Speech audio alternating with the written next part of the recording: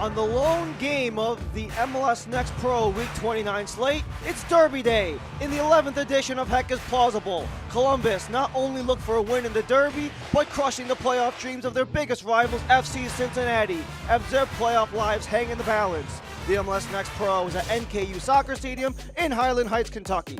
Hello and welcome, I'm Ryan Lee. Thanks for joining us. And you have two teams who have been struggling, but their eyes are set in different places.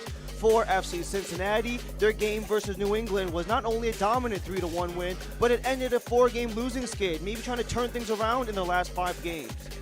While for Columbus, they lost in penalties, extending a streak of only 1 win in the last 4. As we take a look at Eastern Conference standings through 29 match weeks, for Cincinnati, the goal is simple. When you look at the games played and the number of points available for Cincinnati, it's win and stay alive for here on out for this and their final 2 games.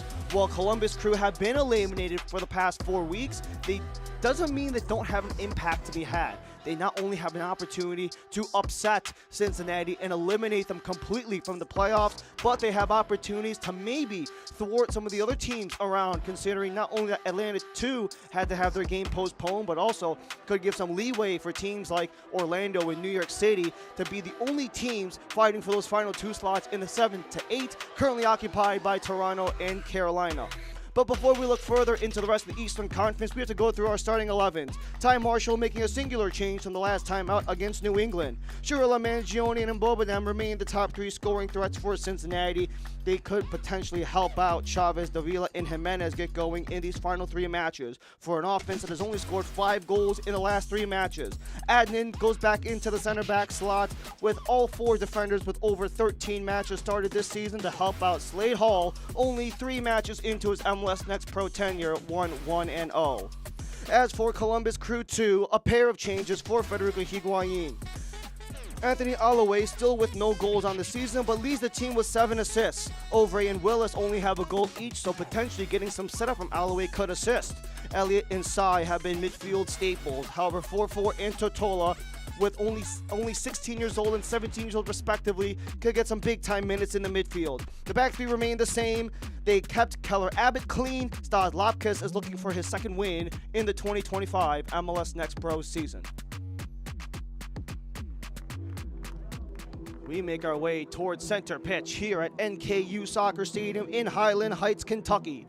For the home side, FC Cincinnati, the goal is simple. You win, you stay alive. A loss or a draw will actually eliminate FC Cincinnati entirely from the playoff push, considering that they have ground to make up, not only on Atlanta United, who had the game postponed yesterday, but New York City and Orlando stand in the way as well, as Cincinnati have 6 points to make up on the 7-8 deadlock between Toronto FC 2 and Carolina Core FC, for a Cincinnati side who have lost 4 of their last 5, a 4-game losing skid, including 2 games where they only scored a singular goal. However, with their 3-1 win against the New England Revolution back here at NKU Soccer Stadium, does that maybe flip a switch in the final 3 matches of the season? You count down from 3 with Columbus Crew 2. They only have 2 games remaining in their schedule this game before going back to historic Crew Stadium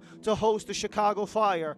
And for Columbus, even though it has not been the most ideal of seasons for Federico Higuain and the entire Columbus Crew organization from the Next Pro side of things, they do have opportunities to make things right at Derby Day, where Heck is Plausible. Chapter 11 takes place at center stage, where Columbus Crew 2 are in the yellow. They begin left to right.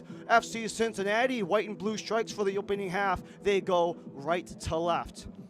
As we get ready for opening kickoff, Pharrell Willis gets us started, and we begin here at NKU Soccer Stadium. Cincinnati win to stay alive, a draw or a Columbus win will eliminate Cincy entirely. Quick turnover as it's a chance for Williams to center. Alloway can't get a swing. And Hurtado makes sure there's no second chances. Columbus wanted to fly right out of the gates, especially with some of the slow starts that Crew have had over their season so far. And it has resulted in a lot of missed opportunities for the Crew. When you're down early and you're losing your steam right out of the gate, it's very hard to come back from that. And they haven't been a team that have been the strongest at coming back from deficits are Columbus. But that could be something that Cincinnati could feast on unless they allow the opportunity to slip through their fingers. As Anthony Alloway centers, Willis will hold. Ovray leaves it. Elliott winds up, but just wide of goal. Only a minute in and a couple of nice chances to start the match for Columbus Crew 2. And you had to leave the shot left behind for Quentin Elliott before he let that one fly, and this allows Slade Hall to distribute the first goal kick of the match for the young 17-year-old keeper.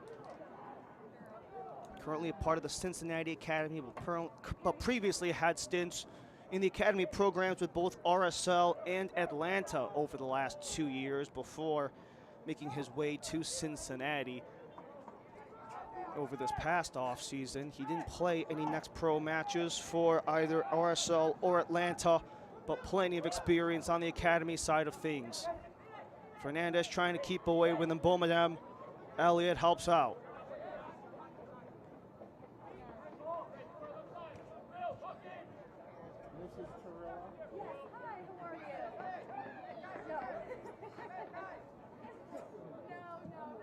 The back line for Columbus remains the same. Cincinnati making one change defensively. They'll have to look out for Willis on a pivot. Springing forward, 4-4. He's loose, centering feet. Elliott scores!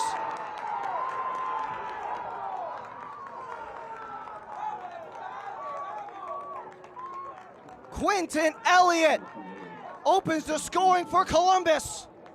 And for heck is plausible, it only took 2.5 minutes for this party to get started.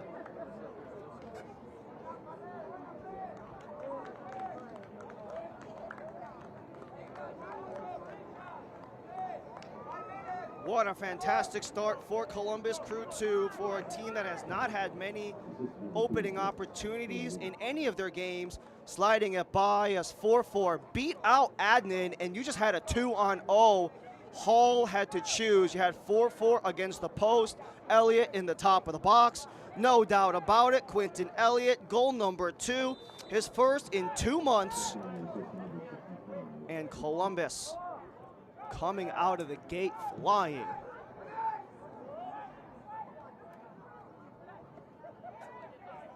And now we take a look at how Cincinnati might respond. They've only come back for points only once across the 10 matches where they've conceded the opening goal. The only time they've reclaimed any points was last time out against New England, where they took the full 3. This is pitched in centrally, and Bowman can't control. Still loose in the box before it's whistled down against Cincinnati.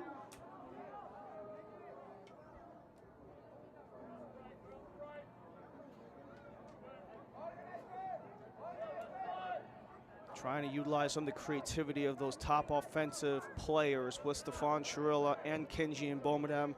Neither were able to get through, however, especially when you have some of the likes of those old, reliable players. And we just talked about Stefan Chirilla, his younger brother Andre, back starting on the center back slot for the 24th time this season. He's 24 for 24 in terms of appearances and starts. Only missing one game all season was Andre Chirilla. But we've already seen Elliott threaten once. He's already broken past. Chucked inside, retreats with Ferdinand. Kept alive towards Tortola.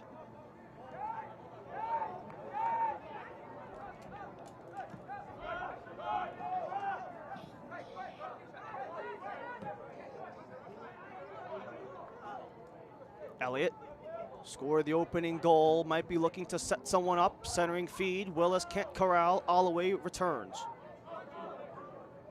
Ferdinand works with Tortola to free up Elliott. His attempted cross, only a wall of white in the way. Second try for Tortola is over. It was a 3rd-minute goal from Quentin Elliott with helpers from Prince 4-4 and Pharrell Willis. for 4-4. That's his first goal contribution in MLS Next Pro for someone who has really made his impact on the MLS Next side of things. This is turned over. Willis can't get it in front. Follow up by Sy. Will chip it. Willis, the lone man near side.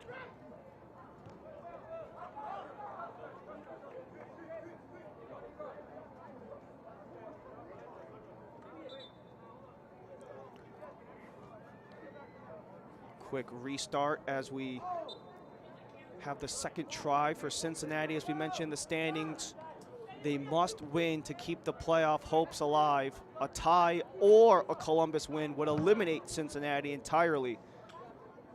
And Columbus is doing a good job trying to do everything they can to stifle Cincinnati on the defensive side of things. Just pinning them back in their own zone, even though it is early.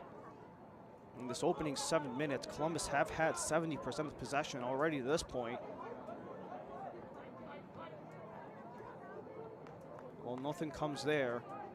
You do have that trio of attempts early on for Columbus. Especially with Crew 2, once you got to the mid-August point of the season, they were a crew that, for lack of a better term, have struggled all year long. They haven't been able to escape the bottom of the Eastern Conference at all this year. But that gave opportunities for some of their guys to get opportunities elsewhere, including loans in the USL Championship. Stefan Strilla holds back. Help comes. Attempted center, blocked away by Ferdinand. And the cleanup trying to be completed. Mangione stifles the clearance. But 4-4 chases back, contributing on both ends as he blocks the pass away, but it remains with Cincinnati on the throw.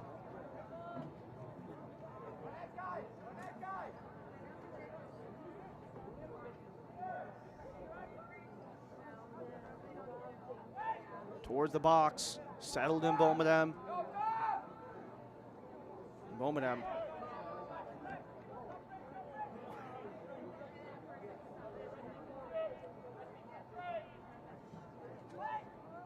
Elevated centrally, can't get the header through. Tortola swipes it away. But help comes for Steven Jimenez.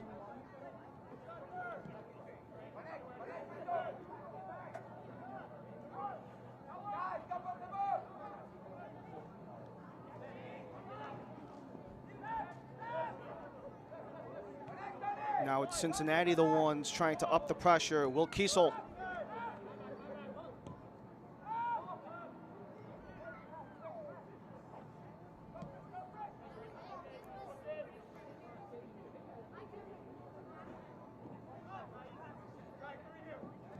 For the first 6 minutes, it was Cincinnati deep in their own end from Columbus's attack. Now Cincinnati trying to do the same on the other end. However, they retreat back to Andre Chirilla.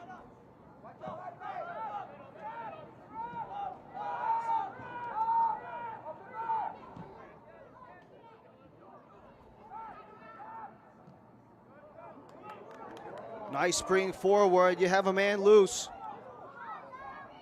Dylan Hurtado comes in, tries to get around, takedown in the box. But only a goal kick to follow, as you had some nice defense back there with Gianmarco Donato and Ibra Sy helping out. And you can see Hurtado on Donato the whole way through. Forced a pump fake and try to get a couple of juke moves, but Donato holding out strong as he has been handsomely rewarded over the last couple of days. On Wednesday, he signed an MLS Next Pro contract that would extend him all the way to the end of the 2026 season. Donato, although 16 years old, has been a part of the academy program since 2023. However, this is his first season playing serious minutes in MLS Next Pro. 11 starts for 11 starts. And he has been great in this three-back with Ferdinand and Rogers, keeping Toronto FC2 scoreless last time out. However, Columbus were unable to get the extra point in penalties. They missed 2 of their 5 attempts in that match, which dropped a point for them. Hall had to be careful. He had Ovray closing in, but too far on the exit towards Chirilla.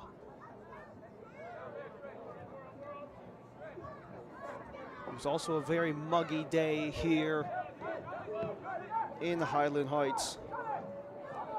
Raining for large chunks of the day, but it didn't end till about an hour and a half before kickoff at around 6 p.m. local. However, things have cleared up in the hour and a half since. Skies it towards Chavez. Hurtado with assistance. Bowman.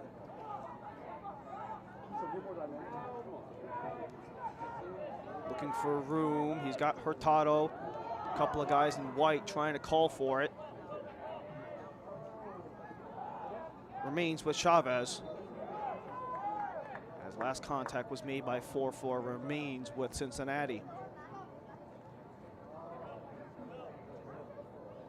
St. Elizabeth Healthcare is proud to serve Northern Kentucky and Southeastern Indiana, committed to leading the communities to be among the healthiest in the nation. As the official healthcare provider of FC Cincinnati 2, St. Elizabeth provides the highest quality care across Kentucky, Ohio, and Indiana. Get care now. Visit stelizabeth.com.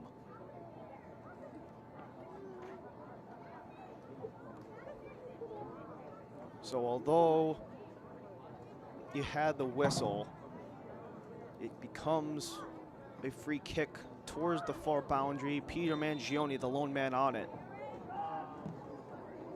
Mangione towards the area, punched out by Lopkus. First time we've had to call his name today, but the crew struggling on the escape.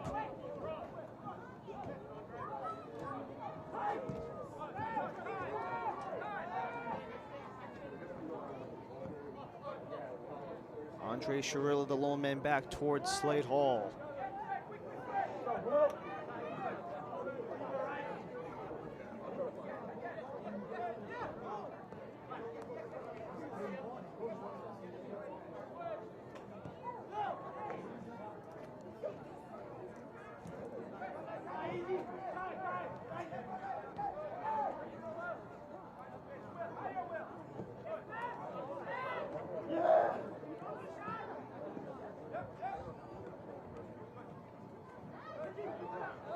And Bowman gets free, and he's got space, and Bowman splits it. Sharilla, he takes a shot in response.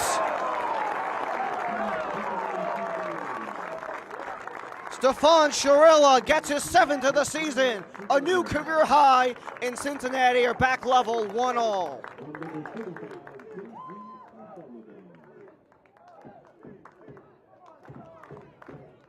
This is a nice try from Stefan Sharilla. Him and Mbominem were involved on the 2-on-1 that forced Elliott to cough it up.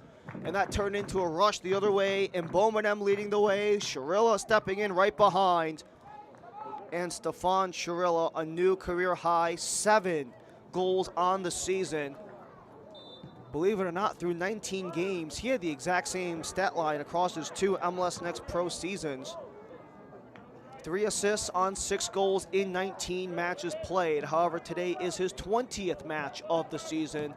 And with that, 7 goals for Sharilla, a new high mark for someone who has been getting looks from the first team throughout the season. He's gotten in half a dozen games for Cincinnati across all competitions. And he's been one of those guys that have just been increasing his ceiling when he has opportunities to get it, both with Next Pro and everywhere else. As this is scooped in again, took a ricochet and another one! Davila does it twice, 2 goals in a matter of minutes, and just like that, Cincinnati are up ahead.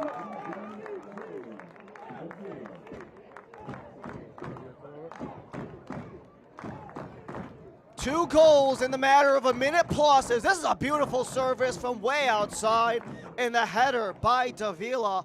Only his 3rd goal of the season, but a great one nonetheless. The first time finding the back of the net in about a month.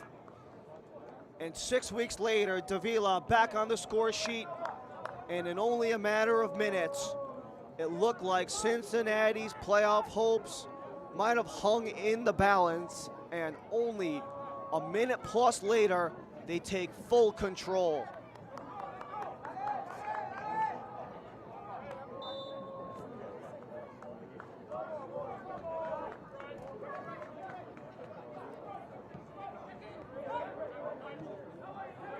Both teams have not had their fair share of comebacks, but Cincinnati trying to make it work, especially with their playoff lives in the balance. They can only stay alive with a win. And when you're down a goal, the best way to get back into full control of your game is to take the lead. But who knows, 4-4 might have something to say about that. Elliott with the tap in again. Rinse and repeat for Columbus Crew. 4-4 for Elliott. He makes it 2.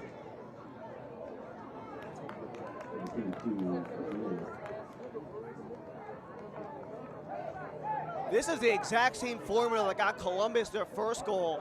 4-4 streaking. He got so close to the end line, but slid it across for an open Elliott.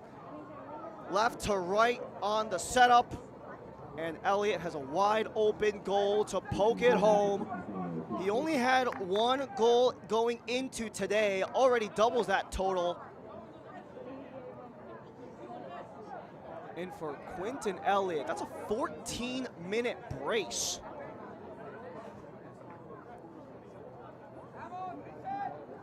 The 17th minute when he equalized, the 3rd minute when he got the scoring started. And that came right after FC Cincinnati had a pair of goals in a minute 30 on the nose.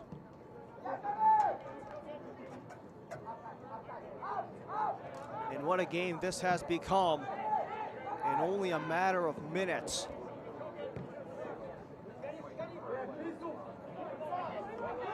In the last 4.5 minutes, 3 goals have been scored, 2 for Cincy, 1 for Columbus Crew. Transformed this game from a 1-0 Columbus lead to a tie game at 2.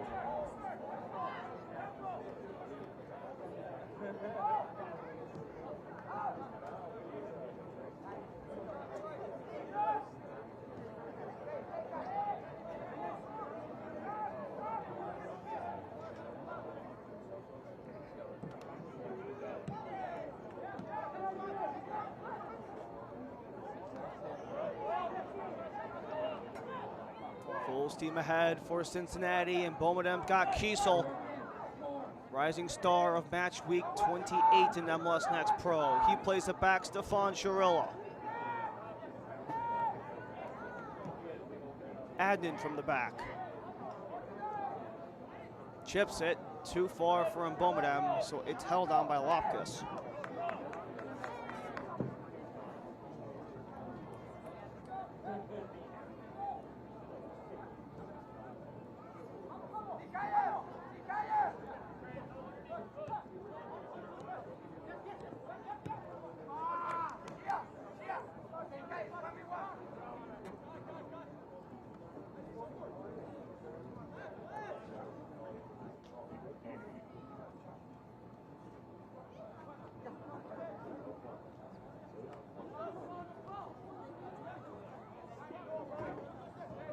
Sai wins it back after the scramble in the corner. Elliott.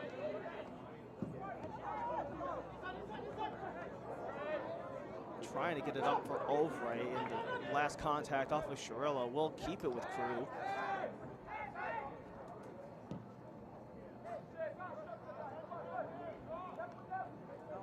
So in 3 full minutes, you had 3 goals aside. Quentin Elliott with a pair, Sharilla and Davila with the 2 as Alloway way in front and will force the flag to come up as our officiating crew, they're in black today. They haven't had very much to do except for call a pair of offsides.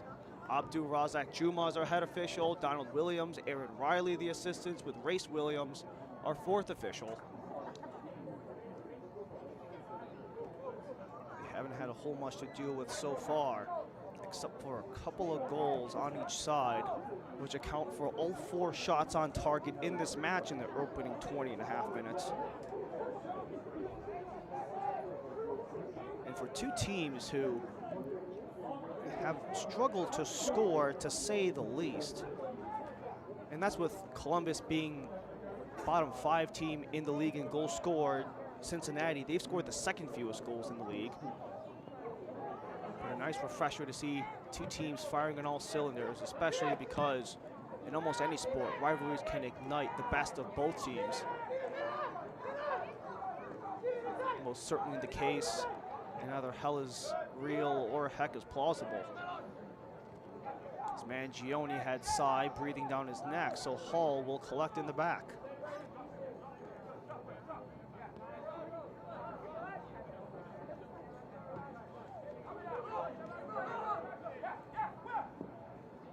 Lone game in the MLS Next Pro slate for today. There was one game yesterday to open up match week 29. However, that game still yet to be completed because Atlanta and Chattanooga, due to weather complications, had to abandon the match after the 70th. Trying to make their way up so it can connect to Davila. Cannot do so. Rogers helps back. Another chance to string forward. Alloway leads the rush. Lays it. Willis can't find Ovray. Second try for Willis. He goes down to ground, so Mbomidem can begin the breakout. He's got help from Chavez.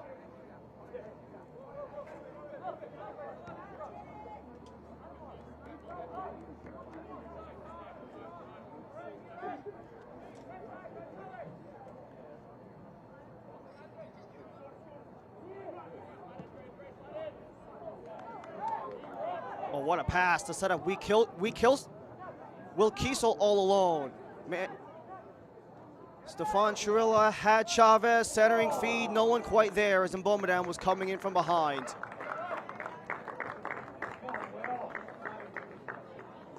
But a nice long feed as you had the start from Kiesel off the feed from Mangione way out back. Then Chirilla coming in to follow up.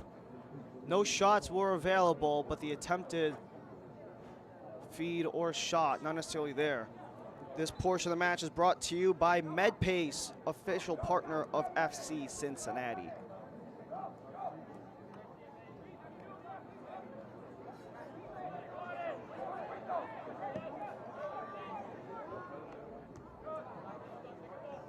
A lot of things that Ty Marshall looking for in these final 3 games of the season for FC Cincinnati 2. Just trying to really focus on making sure that they're a unit that can come together at the very end of the day, making sure that they can show their strength and resilience match in and match out.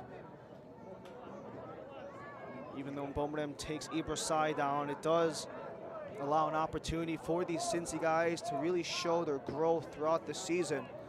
Trying to examine not only what has worked and maybe what hasn't on the week-to-week, but throughout this entire lengthy process that has happened all the way since opening day back in the beginning of March. Elliott holds on, tries to make a move past Kiesel, but Kiesel able to find the escape for Jimenez. Not for long, Ferdinand chops it away, all the way in a scrap with Mangione. Follow-up comes Tortola. Tortola cuts in, he might be free, he fires, but it's stopped by Hall.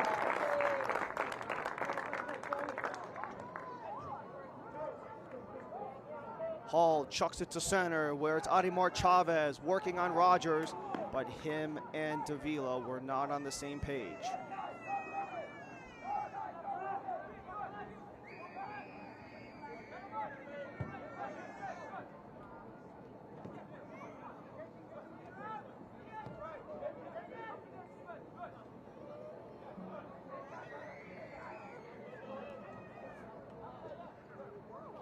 Second of 2 meetings between Cincy and Columbus.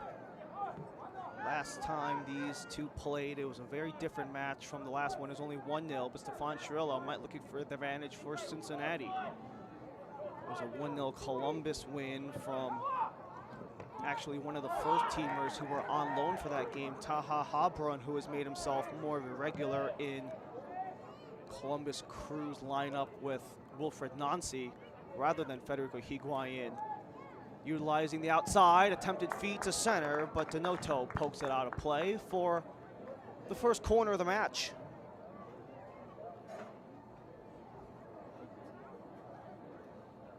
We've seen Dylan Hurtado utilize those outside feeds. He had a beauty from near the center to find Andres Davila for that second goal for Cincinnati, but maybe an opportunity as they operate far side.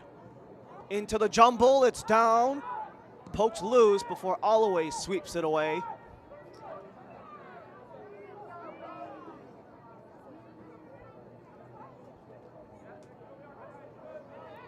Chavez chips it. Back post, and that's saved by Ferdinand. Had Ferdinand not been there, that was a tap in for Shirilla. But what a nice ball here. Andre Shirilla, he had Elliott beat, but Ferdinand, the recognition to come back to prevent the tap in for a very lengthy center back in Shirilla to prevent this game from going ahead. But instead, it is the second Cincinnati corner. Top of the box, Hurtado. He'll scoop it, no one there, bobbles around. And Ovray trying to utilize the lane. Still with Ovray, finding Williams. However, so did Jimenez coming back.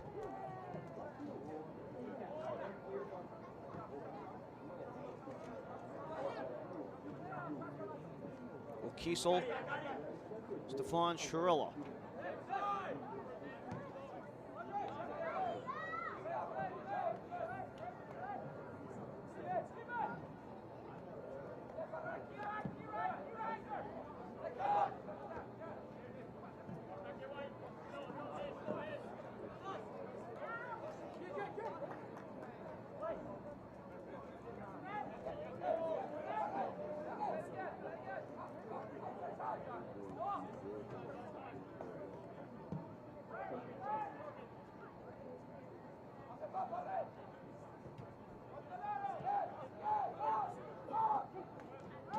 FC Cincinnati, there were 7 potential opportunities that could have knocked them out last week. However, they hung on after everything was said and done in match week 28. And although they're going to need a lot of help, 6 points back of the top 8.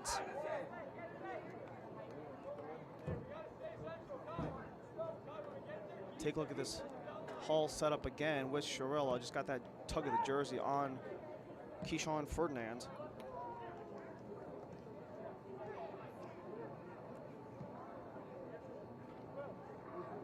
Although the climb is steep, it's not impossible for Cincinnati, especially for a team that have been able to find their sea legs at times in the year. A very streaky team, especially when you had only 1 win across the opening 11 matches. You had 4 wins in total, but 3 of them came on PKs. And then just when it seemed like maybe their season was down and out across the opening 10, 11 matches, where they were amongst the bottom of the league, where at the beginning of June they were second to last in the Eastern Conference, only above Columbus. You're able to string along a very lengthy unbeaten run from June to July. However, since the start of August, only 2 wins in regulation across 7 matches for Cincy.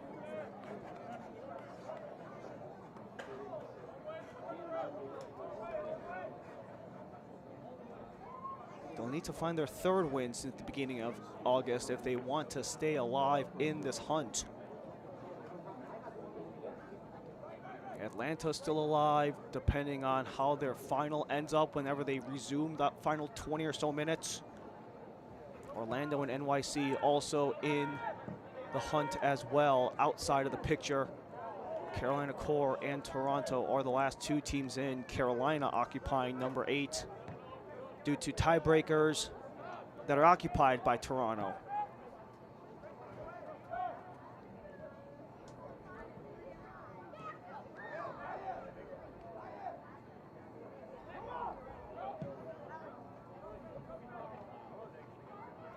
4 goals in the opening 17-minute split. This one's fed inside, headed away by Donato, but still alive for Peter Mangione. Bobbled, Jimenez to collect. Mopped for Kiesel, returned to Jimenez.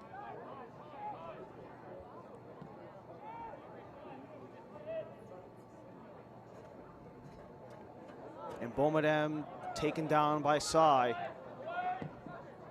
And this allows a potential rush for Columbus Crew 2 as Holloway returns. Ovray waits for Sai to come back.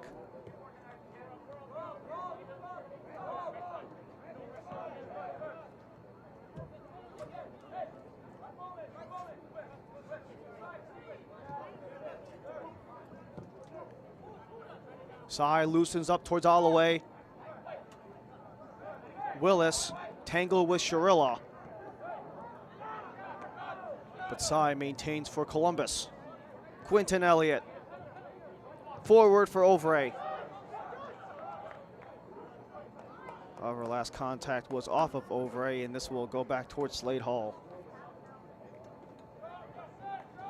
This portion of the match is brought to you by TQL, official logistics partner of FC Cincinnati.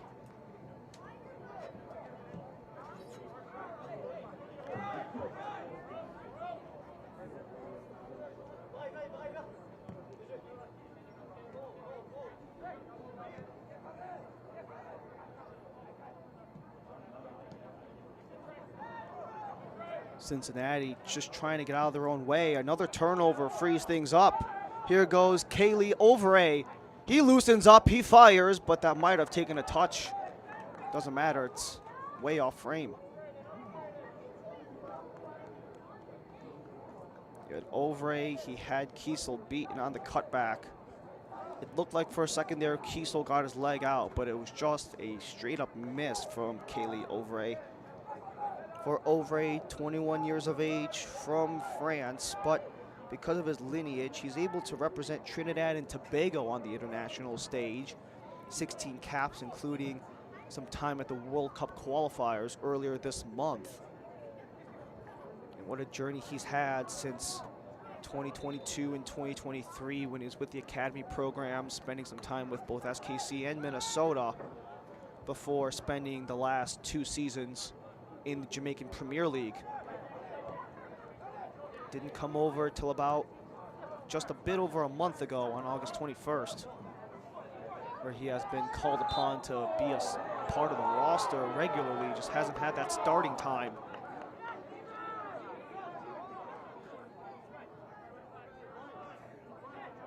And Ibrasai with Sharilla. They say Sharilla were the aggressors on that last play.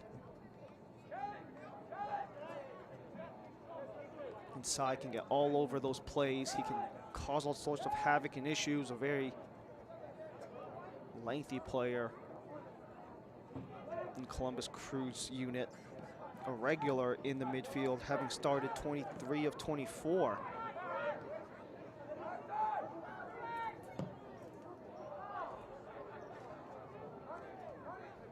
Deep try again. Hurtado will roll it back towards Slade Hall.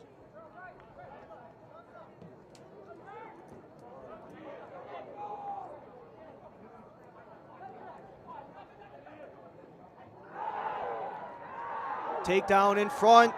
Ovray almost got a swing, but it's recovered by Columbus. Ovray still down in the area. Elliott holds on. He's got Holloway with him.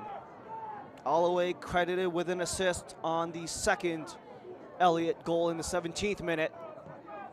Up top it comes. Sai around to Rogers.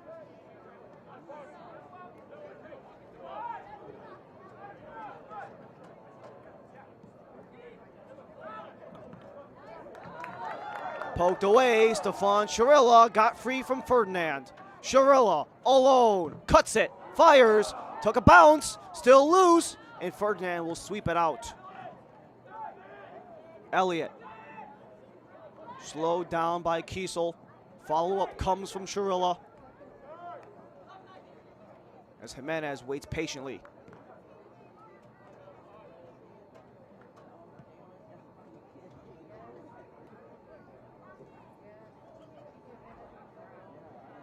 after some significant possessional and offensive control by Columbus in the opening dozen minutes.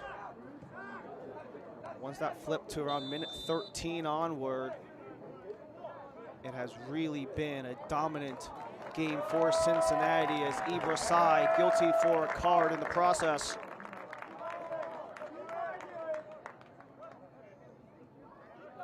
So this was back on the Cincinnati end, where you had a bit of a tangle up between Shirilla and Ovray. Any of the Crew fans that made the trip to Highland Heights, they voiced major displeasure. You could have had a significant argument to be made. And then on the other end for Columbus, just a bit of a tough break, as you also had Sai booked at the very end of that. 22-year-old midfielder getting in the mix of it. And this allows Kenji and Bomedem to line up.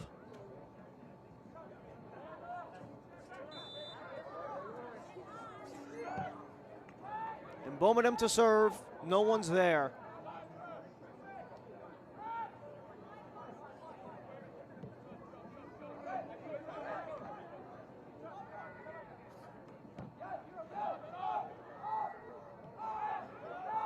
Willis trying to put some pressure on as Cincinnati work backward. And we've seen many of these long balls attempted for Cincy. They have worked at times, but not so much that time, especially for a guy like Ademar Chavez, only making his 10th appearance of the season. Has only played 2 matches since midway through July. Nothing really significant there, just part of the rotation of Ty Marshall and his guys. The other time that he returned from his 2-month hiatus was in the last match versus New England. And Chavez has still been looking to get that first key goal contribution with the blue and orange in his opening season with FC Cincinnati.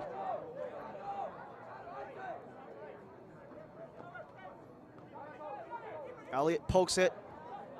Sai from his rear end, only as far as Kiesel. And Bomedem, he gets it free. And Bomedem might be loose. Gets it across. Chavez lines it up, but a great poke out by Chris Rogers. It'll stay with Cincinnati on the throw. This was a nice opportunity for Cincy. Chavez maybe had a chance to take a clean sweep had he had that one fall the way he wanted to, but the scramble allowed Rogers to race back and eventually slide it away. Kiesel with Shirilla.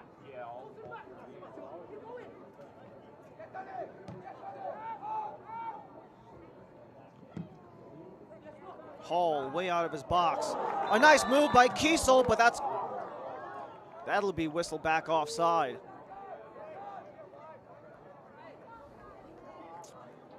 Just when it looked like you had a nice one coming back, you even had guys on the far side waving Kiesel down for offside.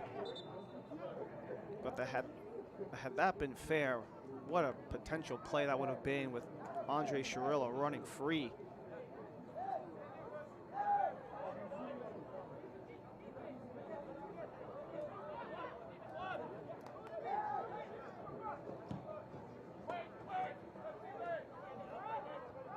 Sending it deep, but only a slight speed hump for Pharrell Willis and Crew 2. The last time out against Toronto FC was the first start that Pharrell Willis had for Columbus. This is his second start on only 4 appearances for the 22-year-old.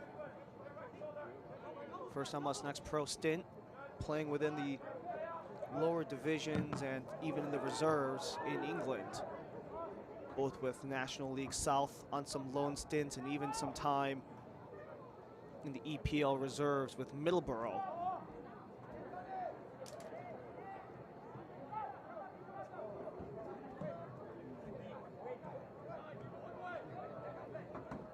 Kiesel hangs on as there's 5 minutes to go in the opening half. All goals scored in the opening 17 minutes, including a brace for Quinton Elliott. A pass inaccurate from Mbomidem, so Holloway will retain it for Columbus. Only as far as Adnan.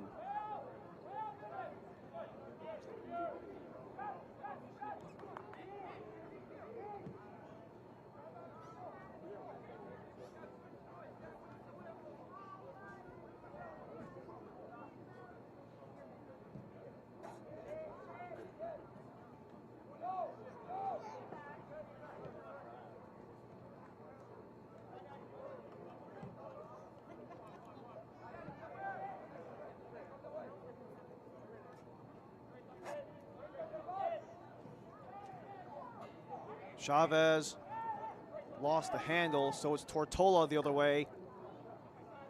Ovre flutters it. A chance for Willis. It's a foot race, and Willis went shoulder for shoulder and will revert possession back to Cincy. Trying to attempt the foot race. Willis was unable to get there. However, for Cincinnati, they are very much aware that they have to be on the front foot pretty much from the jump, having to respond with a pair of goals in a minute and a half in the 14th and 15th, as this one scooped in towards Stas Lapkus.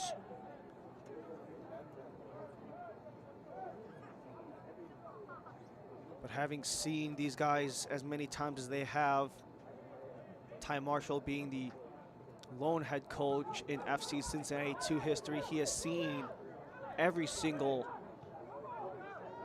one of the fixtures in this Heck is Plausible Derby. And he knows how much these rivalry games can create that sense of passion, the fire and aggression that teams love to come out of the gate with. Columbus did so with the opening goal only 2.5 minutes in.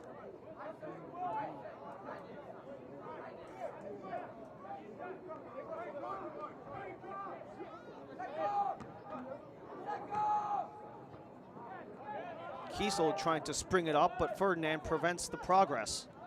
Holloway with Tortola.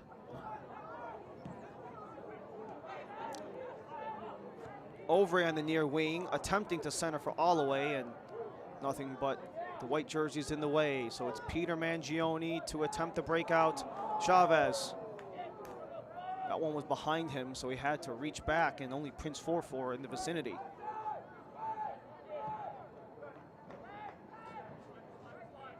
Airs it out to Elliott. We're in the final minutes of the 45. Stoppage time still TBD. And 4-4 has been so dangerous on that far side. Hurtado just preventing him from gaining any ground, especially with a 4-4 can just show off the wheels along that far sideline, and it's caused the setup towards Elliott both times over.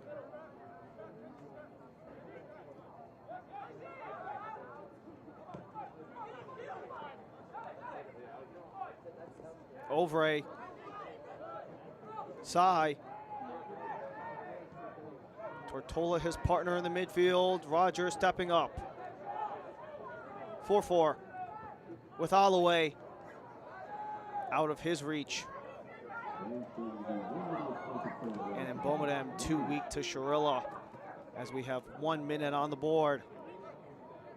Potentially a chance for either team to take the advantage at the break.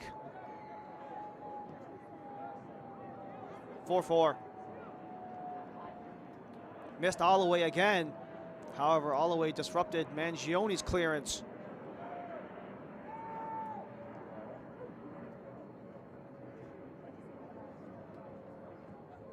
Mbomidem trying to go fancy around Donato. But it's back to Columbus, Quinton Elliott.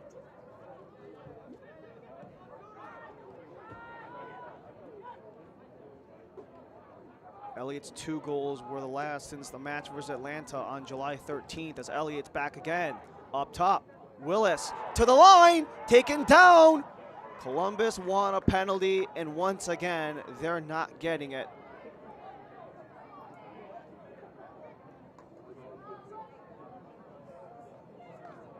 As you had Willis, he tried to free things up on Chirilla. You did have the poke out by Will Kiesel, so they'll at least get a chance with the ball. And this will be Columbus's first corner of the match for a team that really does not get a lot of chances from the flag. And even when they do, they haven't been very efficient on those set pieces either. Maybe a chance to turn with Elliott on the service. Outswinger, headed, but over. And that'll be it for the opening half of play. This is the microcosm of what you can expect on Derby Day in MLS Next Pro, as we are tied at 2 here at NKU. This week we take a visit to the Big Apple as we sit down with manager Matt Pilkington, looking at Matt's long tenure with the club and the philosophy about bringing home the next set of greats to NYC.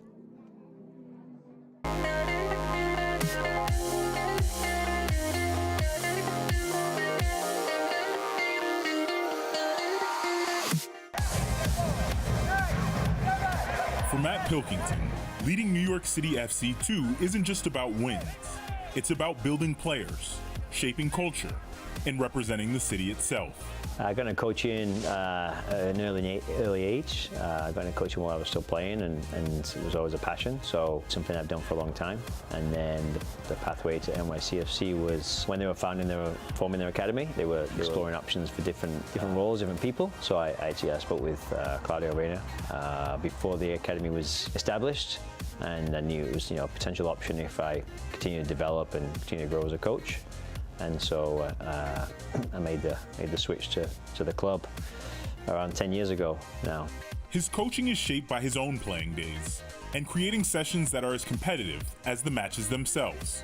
Yeah, I think I learned a lot from coaches, and I also learned what, as a player, I preferred, and try to impact that in how I coach to ensure that it's player-led and it's high energy, it's competitive, lots of games involved, lots of action to goal. So, I try and really encourage to make the trainings as exciting for the players as possible, and just constantly try and find ways to innovate and challenge them. But ultimately, they want to compete, they want to learn, they want to play. So try and encourage that as much as we can into our sessions, whilst develop them as players, and whilst trying to create a methodology that aligns with our identity. That identity carries over into the team's style of play: attacking, aggressive, and entertaining. Yeah, I think we're very attack-minded. We want to control the ball as much as we can, and without the ball, we want to be aggressive. We want to defend high. We want to be brave in how we jump, and sometimes get into a man-to-man structure, and then ultimately control our defensive shape so that we can create opportunities and counterattacks. To be quite versatile in our play in a variety of areas, and with the ball looking to be creative, looking to progress, looking to create chances, score goals, create numerical advantages in situations that can allow us to do that. High tempo, we want to play with high tempo and intensity, and we want to make it exciting for the players to play within, and the fans, the people watching, to enjoy the game. For Pilkington, development means more than the 90 minutes. It's about building people as well as players. Yeah, I think it's an important role. It's one we don't underestimate. It's not just in the training, but it's in the meetings. It's in how they function as individuals. We're trying to grow individuals as people as well as players.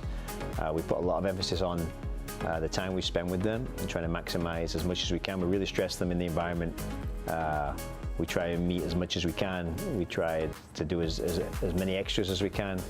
We're really trying to overload them with as much information as we can, and we realize these new generation of players, they're able to take on more, and they're very holistic in their learning. So we do a lot of individual meetings, unit meetings, team meetings. We do a lot of extra work on the field, a lot of extra work with certain individuals within the training.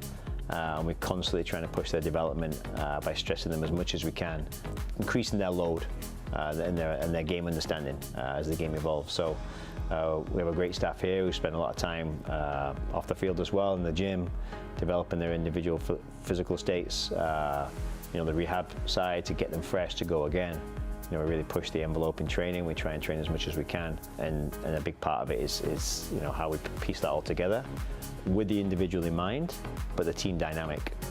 So everyone has kind of a different role within the team, and the objective is to push players through to the next level.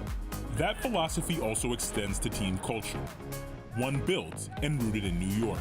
Yeah, I think we want to try and represent the city in how diverse we can be. So we have players from all kinds of different backgrounds. Historically, we've had the vast majority from the New York area.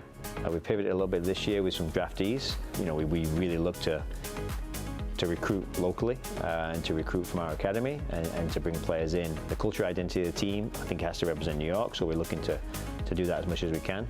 And it's something that we're very much aware of, even with our academy, having players from different backgrounds, different parts of the city, different parts of New York and other surrounding states. Even through ups and downs, the focus remains the same: growth. Yeah, I think we've had our ups and downs, like a lot of teams. We have certain moments where we're really strong and really effective. We've had moments where we've struggled, maybe with a little bit of depth and some performances. So we're constantly having to push the guys, strive for more and push really the development side. It's a philosophy forged over years, and one he'd share with his younger self. Absorb as much information as possible, try as many new things, try different formations, different systems, put yourself in different environments to learn as much as you can, to study the game from an analytical point of view earlier, and just to try and create a whole package of what a coach needs to be in the modern game. Even the mental side of the game is quite important, the psychological side of the game. With the management of the team and leading a team, I think is more and more important these days.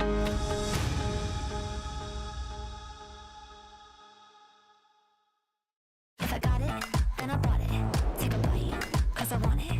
And I know I got the taste for the cake, and I take what I make and I flaunt it, flaunt it. Got diamonds on my necklace, I live how I like. So looks is getting reckless. I'm feeling myself and you can't break my vibe. I'm feeling myself and you can't break my vibe. You can't break my vibe. You can't break my vibe. Action.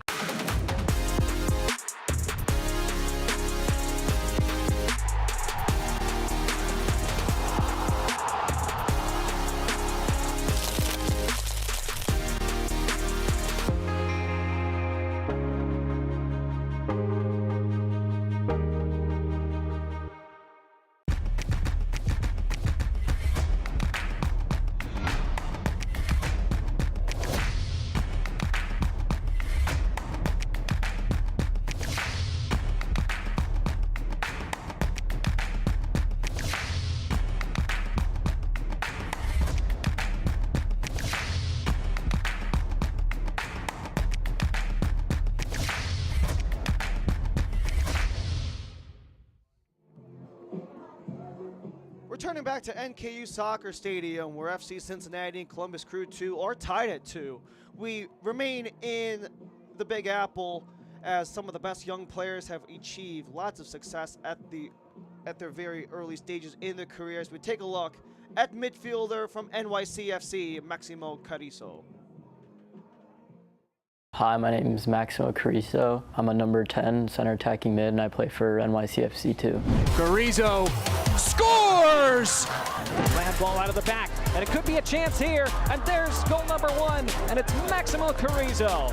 It's going to be a chance for Carrizo! Maximo Carrizo with a beauty of a finish. Carrizo's story begins at home. With parents from Argentina, he grew up in a household where soccer was a way of life. Both my parents are from Argentina, so there was kind of no option. They're crazy fanatics for the game, and ever since I could walk, I just started kicking a ball with my dad, and it was definitely a big soccer house, and I think playing in the backyard every day with my brothers was something that really helped me develop and really gave me that love for the game. That backyard passion became something bigger and would take him to NYCFC's academy. I started playing for a local MLS Next team called FC Westchester. From there, I got scouted by NYCFC for the U12 team, and ever since then, I went through the whole academy till I was 14. Then I signed my first pro contract, having to sacrifice, obviously, family time, time with your friends, time with your family. But also, something that I've learned is being mentally strong, that knowing it's not going to be a linear way up. There's going to be bumps along the way, and you just have to do your best to push through and not let anything get in the way of your success. Carrizo's game reflects his roots, a dual identity that defines his style on the pitch. I like to say I'm very attacking, very direct. I try to be the difference maker, like to get goals, like to get assists, and I also like to lead on the field. The Argentine grit, I think, is definitely represented in the way that I play. Also I guess like the flashiness, the way that I dribble, the way that I look for passes is very Argentine, but then again, I also have the American, I guess, work rate and the never give up mentality. That blend of talent and mentality led to history. In March 2022, Carrizo became the youngest player ever to sign a professional contract in Major League Soccer, a milestone years in the making. I think it was obviously a surreal moment. I always knew that I was going to be a pro soccer player. I never expected it to be this early, but to have been able to accomplish that was just a big moment for me and my family. Now, MLS Next Pro is sharpening his game, preparing him for the challenges of the top level and giving him moments to shine. Yeah, I think Next Pro has been extremely helpful to my development, introducing me to the pro game and getting me used to the physicality of playing with older players. Playing with Maxi is actually, like, it makes my job easier. Like, he'll find me. He's an exciting player, scores any assist, so he's an important player.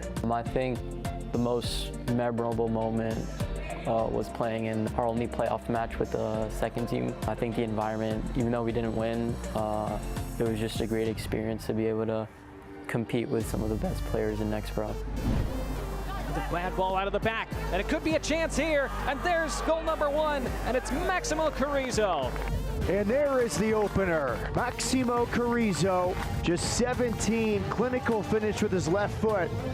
I've seen a massive shift in his maturity level and his understanding of his role within the team, even as a leadership role, you know, which is, for such a young player, is quite impressive. And he's been very impactful in the games with us this season. He's obviously had minutes with the first team, and he's really pushing. So, you know, when he comes in, he has a real competitive drive. You know, he wants to win. So he raises the level, he raises the energy, he raises the tempo, the expectations. You know, he's done really well so far with us this season, and we've seen a lot of growth. Beyond the club, Carrizo represents the U.S. Under-17 national team alongside other standouts in MLS Next Pro. I think it means everything to be able to represent my country and my family on the international stages, something that everyone dreams of. I think it was a surreal feeling. I think when you see that jersey is when it first hits that you're really playing for your country and you're representing everyone back home, and it was just a great accomplishment for me and my family. This season, Carrizo's journey reached another milestone, his Major League Soccer debut, alongside fellow homegrown Seymour Reed. And now the changes for New York City, and Pascal Janssen will turn to a pair of 17-year-olds and says to them, help us get out of here with a result tonight. Seymour Reed and Maximo Carrizo will come into the match for New York City. From the backyard to the bright lights of MLS, Maximo Carrizo is just beginning to write his story.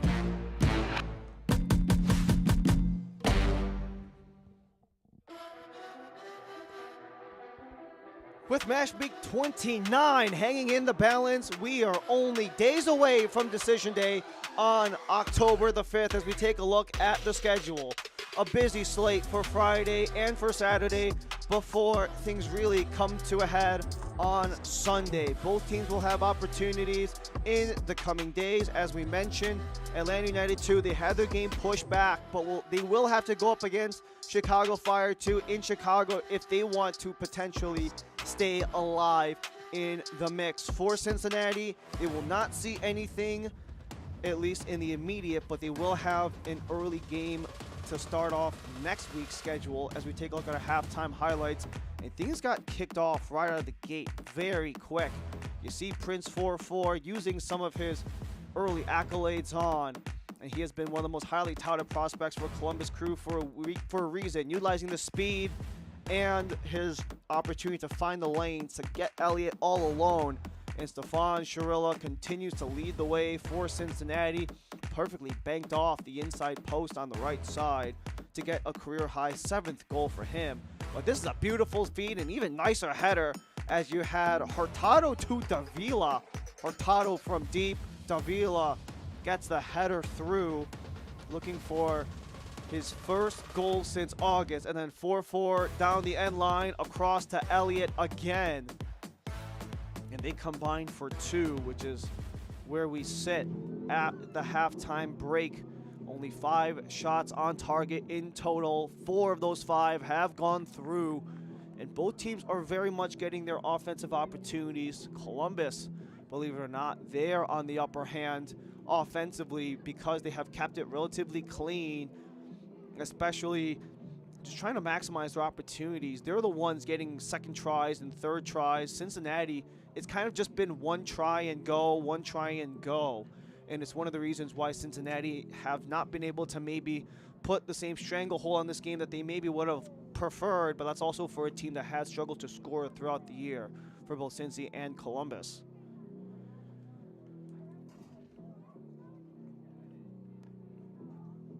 Returning to NKU Soccer Stadium, where Cincinnati and Columbus play in the 11th edition of the Heck is Plausible Derby here on the lone game in MLS Next Pro action on this Thursday evening. For Columbus, the opportunity to play spoiler on Cincy.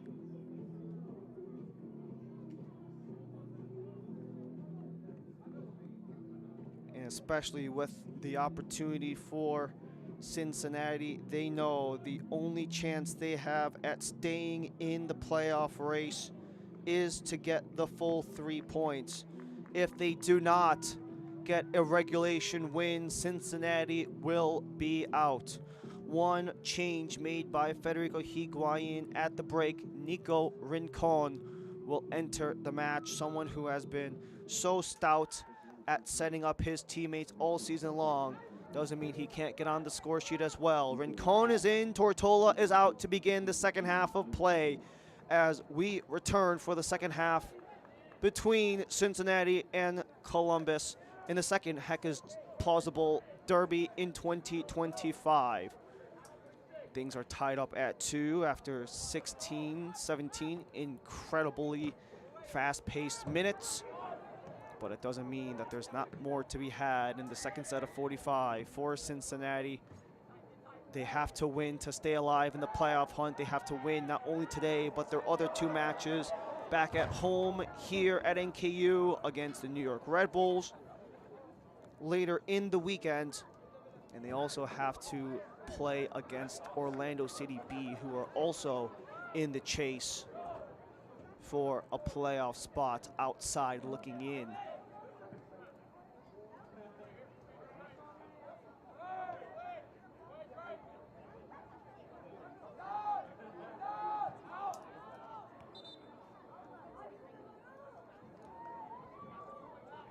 Ball will remain with Columbus.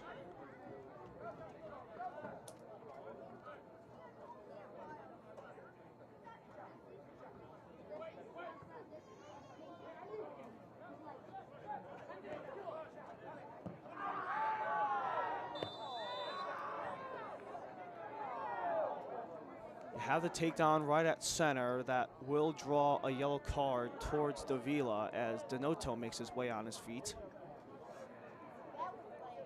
Just a touch late from Davila before getting contact. Him and Donato were pretty much 50-50 on that last try.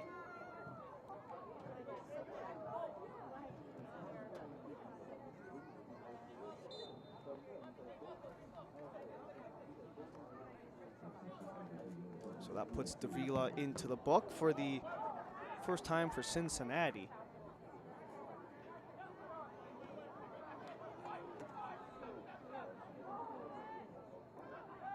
Columbus trying to go from deep, can't get through. As Ovre's shot is blocked, 4-4 comes in. 4-4 collects, tries to cross, Holloway. Second try, not there. And a nice move by Holloway to force it out of play and keep it with the crew. Holloway. Rincon. Harassed aside, looks for a lane, back to Rogers. And the defense will work together as Lopkis will put some air under it.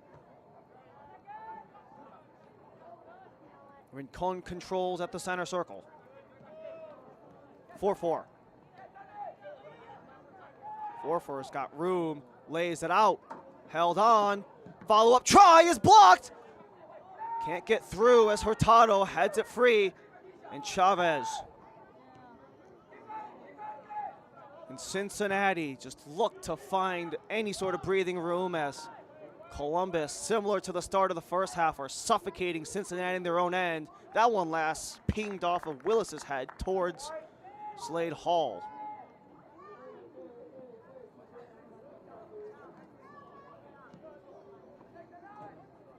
In both halves so far, Columbus have come out of the gates flying. It was something that Federico Higuain said he was trying to preach to some of his guys over this last stretch of games, just trying to make sure that every game, despite being out of the playoff race for about a month now, just want to ensure that the guys are not only putting their best at the very end of the year, but just trying to make sure that this team, even when it doesn't look right, they still have something to fight for, something to push towards, whether if it's looks from the first team or even if it means potentially seeing some moves in the offseason. It is one of those inevitable parts, especially of a second team of an MLS side. In Columbus over the last month, they've already seen their fair share of opportunities of players going to other places. Whether that be in the USL or the NCAA. Hurtado elevates. Davila tries to chop it down. Elliott comes in as he will just whip it. Not quite out of play, since he still have it. Chirilla works with Mangione. Stefan Chirilla. Rolls it, nice move. Hurtado. Can't get the pass towards Chirilla. Sai was there. Combination towards Holloway and Willis. Holloway streaking by as he'll win the foot race. Holloway waits for help. Ovre with Rincon. Declined to shoot. Elliott on 2 goals. Rincon centers. Willis chasing. Mangione dropped. And this will be Cincinnati ball.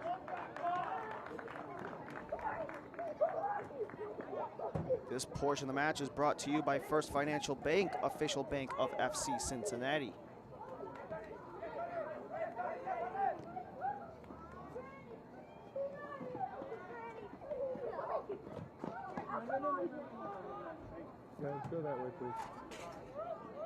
Deep ball for the crew, 4-4 threatening. But nothing comes, it's back towards Sai.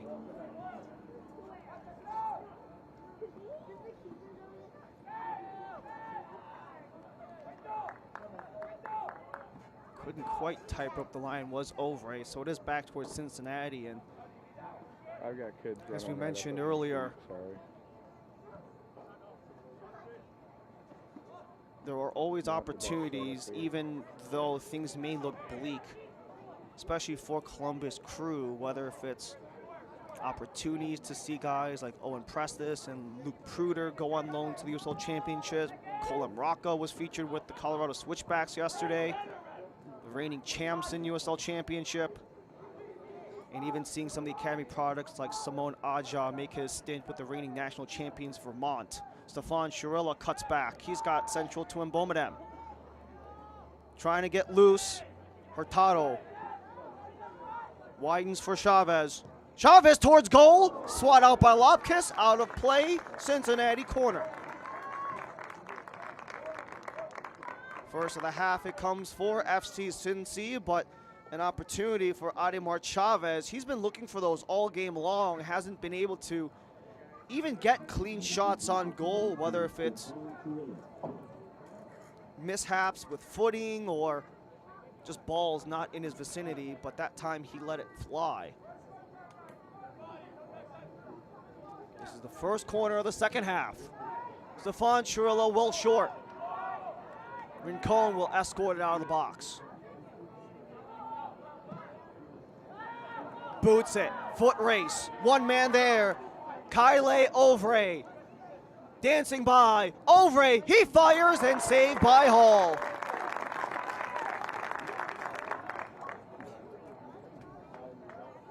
Nicely done for Slade Hall, splitting his first 2 starts in MLS Next Pro, both of them coming in September, making his debut 2 matches ago in Chicago, where Cincy actually had a lead for a good chunk of that game, 1-0, but a penalty, a couple of substitutions, making heavy impacts for the Fire later, and Cincy would drop that game as part of their 4-game skid, the 4th game in that skid, before transforming things against the New England Revolution, where Hall would eventually not only get his 2nd start in Next Pro, but his 1st win. And he backstops Cincy again. Mangione down the line, but cannot get to Chavez as Rogers is first.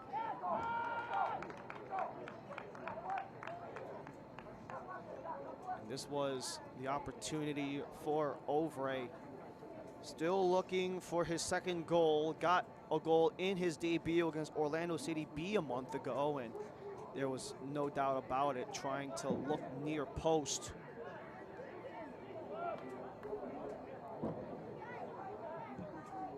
And you have 2 very young keepers in this match, although that's something you can say about pretty much everyone in all of MLS Next Pro. Here comes Cincy into the area. Mbomedem trying to recapture his footing. Slides at Hurtado. Chavez alongside. Chavez scoops it, and it's Lopkis. Lopkins absent for nearly 2 weeks. Last time out, allowing 3 goals against Philadelphia Union, the last game of theirs that ended in regulation. They had the first-timer Keller Abbott make his debut to a clean sheet 0-0 against Toronto FC last time out.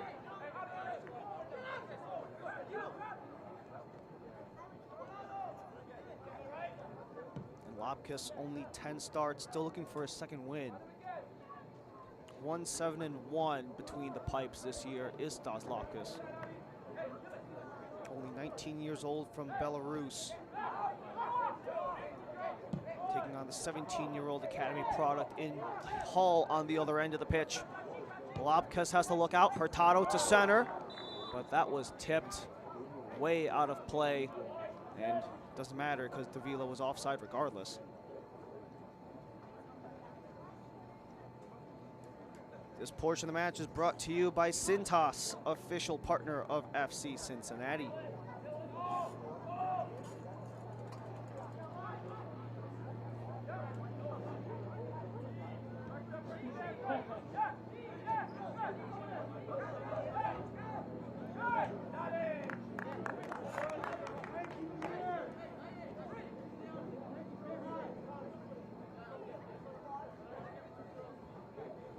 With Cincinnati, not only will they need to hold on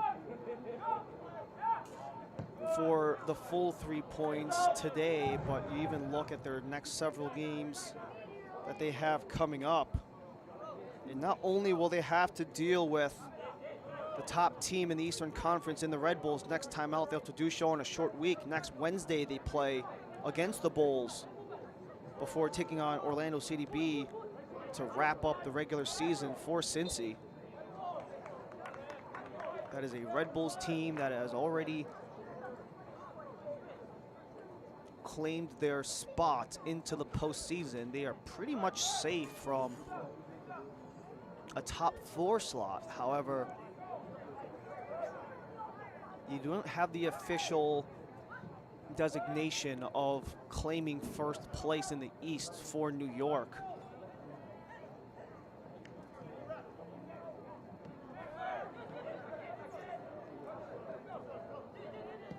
Holloway.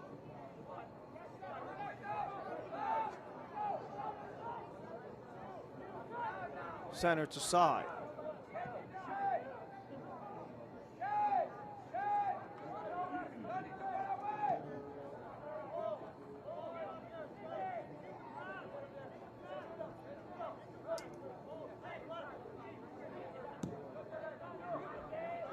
Deep ball, Prince 4-4. Lost his footing.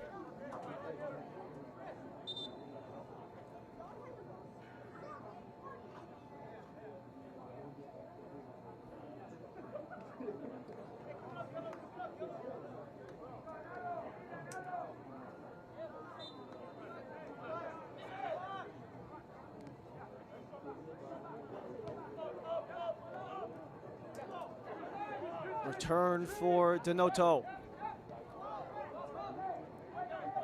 And we mentioned some of the looks of some of the Columbus Crew 2 players from the season as some of the main positives of the season that may have seemed dismal at times, but they've also been able to reclaim some of their own. Elevated towards the box. They want to claim Hurtado's a handball, but you could argue that was more the shoulder as Chavez has a lane. 4-on-2 brewing for Cincy. And Bomenam leaves it. Sharilla not there as it's slotted out by Elliott.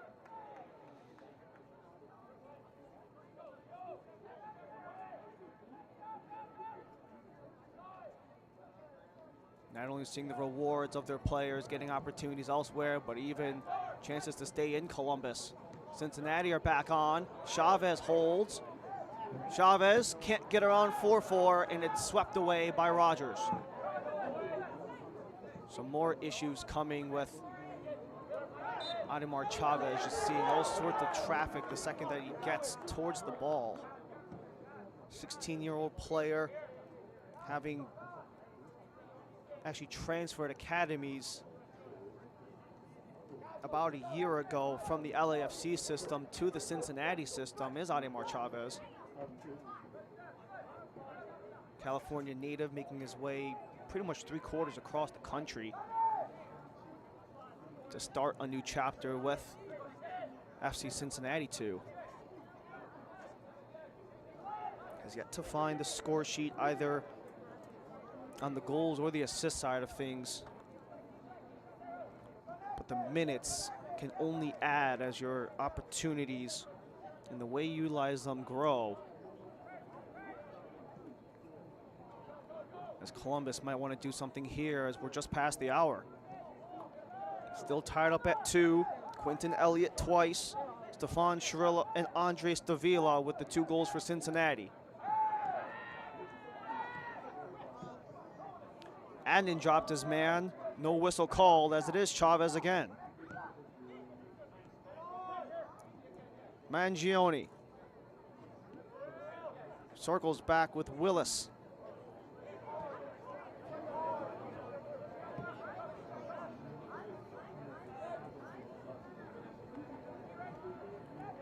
Columbus have near doubled up on Cincinnati in terms of total shot attempts. 11-5, despite having less possession, or Columbus, but they might have run free. Holloway, 3-on-2 brewing. Holloway cuts in, lays it, can't get there. Ovray a little slow before Chirilla got there first. And this will be the time that Ty Marshall will bring in his first set of changes. 62nd minute, it is Yamir Ukomana and Ben Aji coming in, trying to maybe revamp some things on the forward side with Chavez and Davila coming out. Davila getting the second goal that at the time put Cincinnati ahead 2-1, making his way for Yamir Ukulmana, who predominantly plays as more of a midfield role, same with Aji, but they're coming in for a pair of forwards. Ukulmana coming in on loan from Sporting Cristal in the top of the Peruvian soccer pyramid, while Ben Aji is a first-year pro after spending the last 2 seasons with Gonzaga. Aji was actually the only draft pick that Cincinnati made this year in the 3rd round of the 2025 MLS Super Draft. Large part of that is because Cincinnati traded away their other 2 picks in this past year's draft. Traded the 1st rounder to LA Galaxy and the 2nd rounder to CF Montreal. So Ben Aji, the only new player of the 2025 FC Cincinnati class via the draft. Everyone else came as a signing or a loanee. Here comes Columbus. Ovre tries to center as that bounces out of play.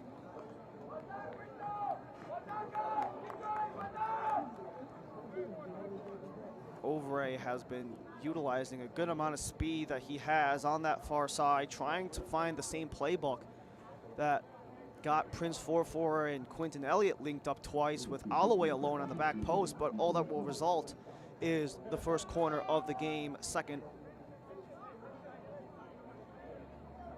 of the game, first of the half for Columbus. Low driver, back heel, sweep by Ferdinand, doesn't get to goal. Elliott follows up. Contact from Shirilla. There should be another corner to Columbus. 6 total, 3 each. The last try by Rincon was low, but way to keep it alive for Rogers. And then Elliott on the follow-up to get the ricochet on Shirilla.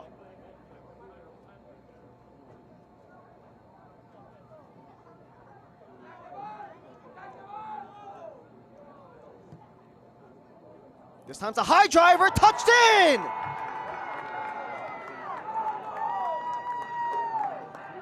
Ferdinand finds a go-ahead. Columbus lead 3-2.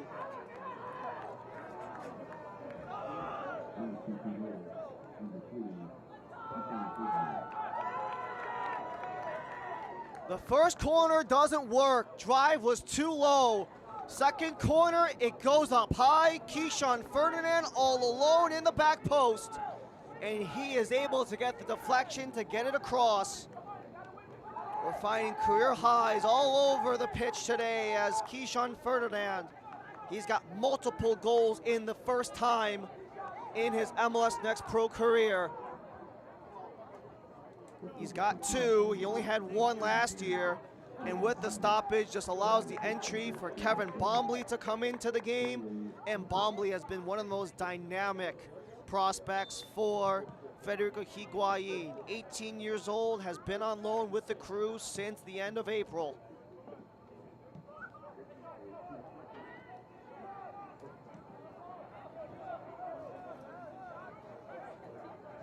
So you have back-to-back transactions, to say the least, for Columbus between the goal and the sub. Aji whistled down.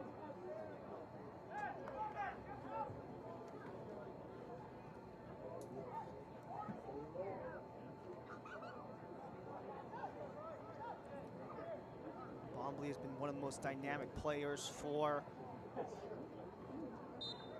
Columbus Crew 2, as you saw that last whistle down by Aji.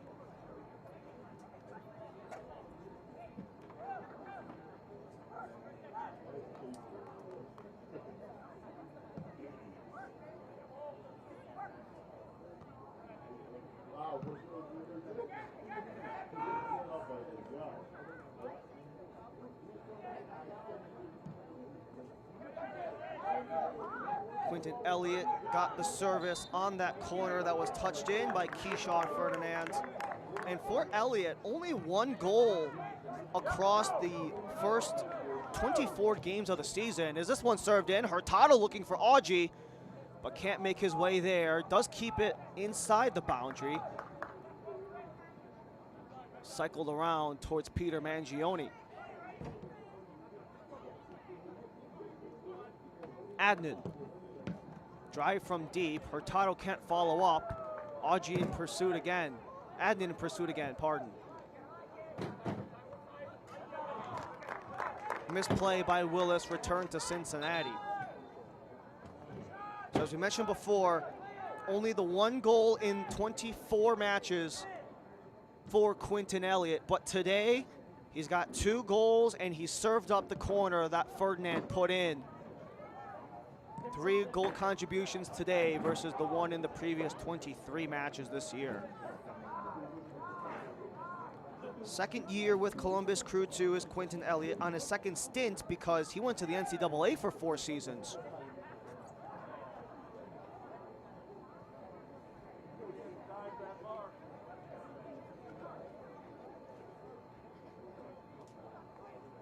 Lopkis will hold on. Shirilla just trying to maybe force the issue a bit.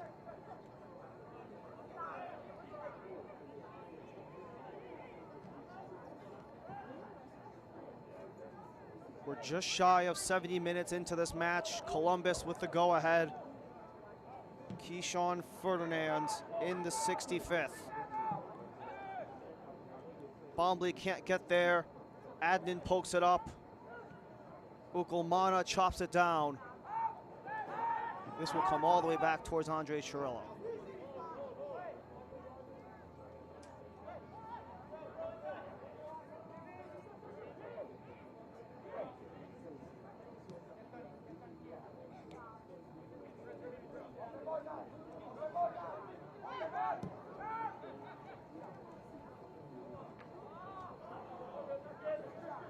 It is 3-2. Columbus leads on Cincinnati. Cincinnati 6 points under 8th place Carolina Core. The only way Cincy can stay alive is with the full 3. Columbus winning will most certainly eliminate them. And even if we have a draw, that does Cincinnati no good either. So the only way Cincinnati can keep up is a full-on regulation win. Penalties will not do the job whatsoever. If this game ends tied or Columbus wins, Cincy are done in 2025. A huge turnaround since being the #1 seed in the league last year. And probably the biggest upset of the tournament when they lost to Crown Legacy in the opening round. After having the Eastern Conference best 54 points a year ago. They're at risk of being out completely a year later. But that just shows the overall parity and bouts of randomness that can happen in this league. Especially with Columbus Crew 2 also having been in conference finals weekend every single year for the last 3. And in year number 4 in MLS Next Pro, it will be the first time that they will miss the playoffs entirely. Won the double in 2022, were in the MLS Next Pro finals in 2023, losing to Austin at the end of the day. And then last year, getting knocked out in the Eastern Conference finals in a 4-0 rout against Philadelphia Union 2, who, for Philly Union 2, you could argue they're one of the favorites in the Eastern Conference with the Red Bulls leading the way. Audrey has to slow down, but Ferdinand in pursuit. Follow up by Mbomedem, but it doesn't matter because it was whistled down against Cincy. This portion of the match is brought to you by CTI, Clinical Trial and Consulting, an official partner of FC Cincinnati.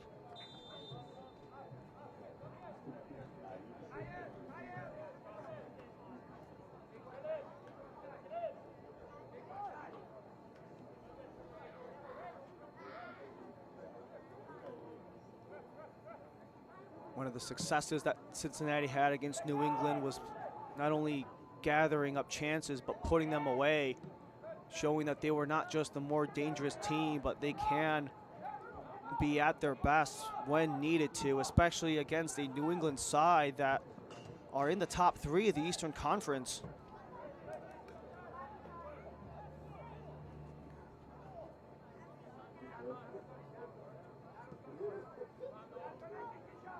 And Cincinnati might be bringing up some potential attacking help. They had a couple of their unusual suspects get in on the scoring against the Revolution last time out.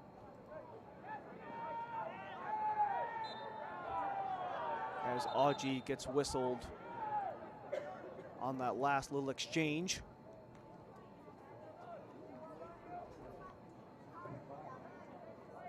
Well, Kiesel got into the scoring against the Revolution. His one goal was the game-winning goal in the 55th minute.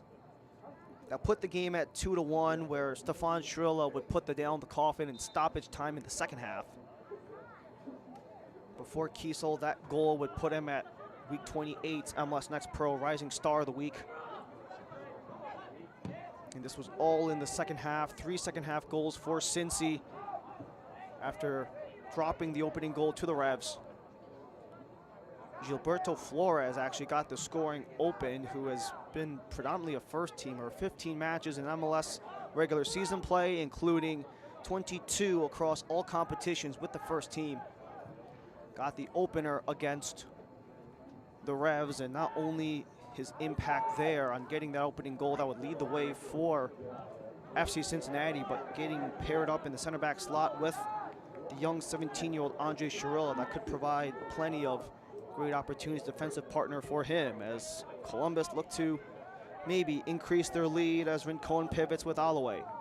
Stays on his feet, Alloway, back to Alloway, tries to find 4-4, but not there, as Bombley was just waiting at the top of the box. This is where we make another change for FC Cincinnati in the 75th minute. Tega Ikoba coming into the match.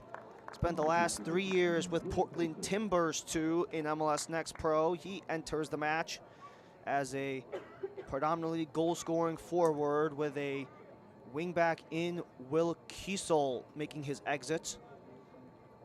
Not only trying to maybe bring some extra offensive firepower in the form of Ikoba, but you also have that distribution, this distribution in experience as well, because Ikoba has those extra 5 years on Kiesel. Kiesel at 17, Ikoba at 22.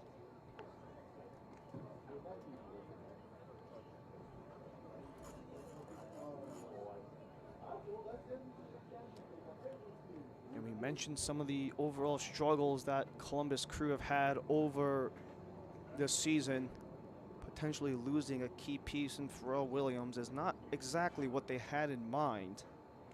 Someone who has really come on over the last 4 matches since he's been a part of Crew in only the last month.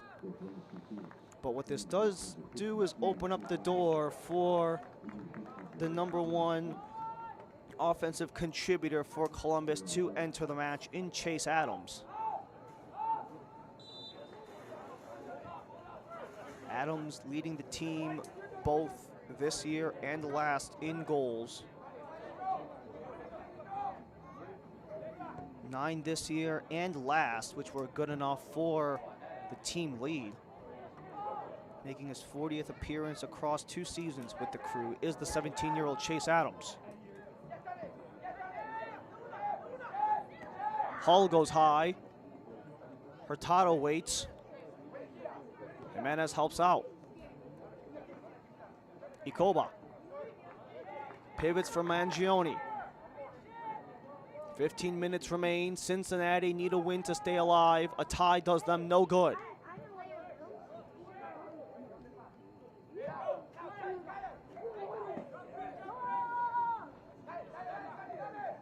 Columbus Crew, when allowing the opening goal, they've only recovered once. That was a win back on August 17th against Orlando CDB. They have dropped the other 14 matches, all losses when conceding first. But they've come back and held on nicely. Ibrasai looks for a potential opportunity, but only Jimenez will capitalize as he takes the steal around for Augie. Final dozen before stoppage.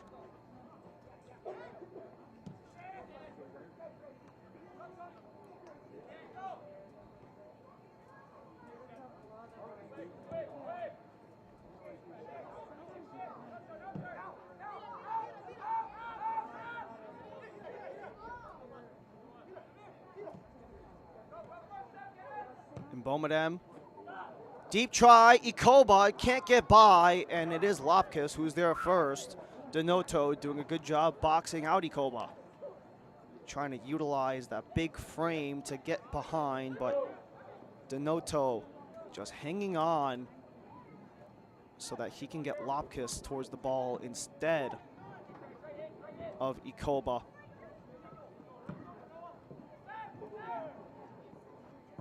This ball is skied. Hall way out of his box and will send it straight to the stands.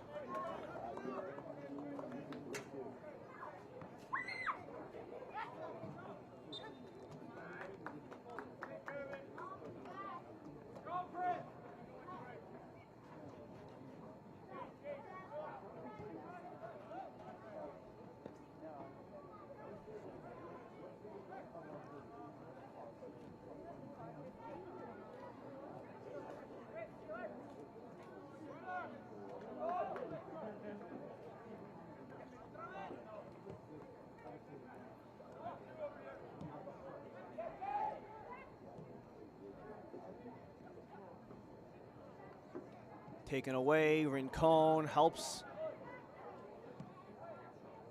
Adams plays it back. Taken away, Ucumana reaching in. And it will be whistled against Cincinnati.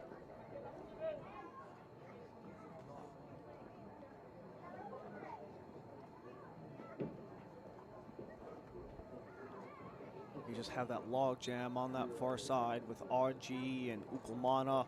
Adams hit the deck. Adams cuts it. Bombley racing back. Wins it back. Sai, 4-4. Holloway controls. Columbus are just forcing Cincinnati to chase.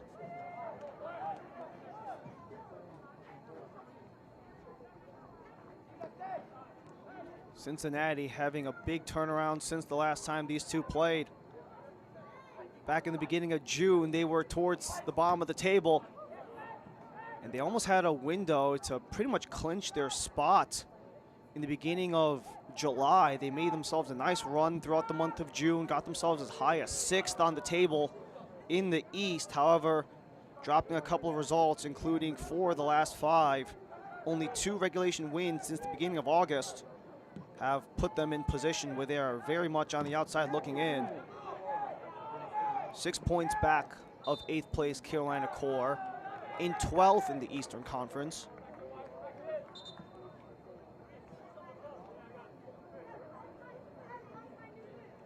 Where once August hit, things kind of hit the fan for Cincy.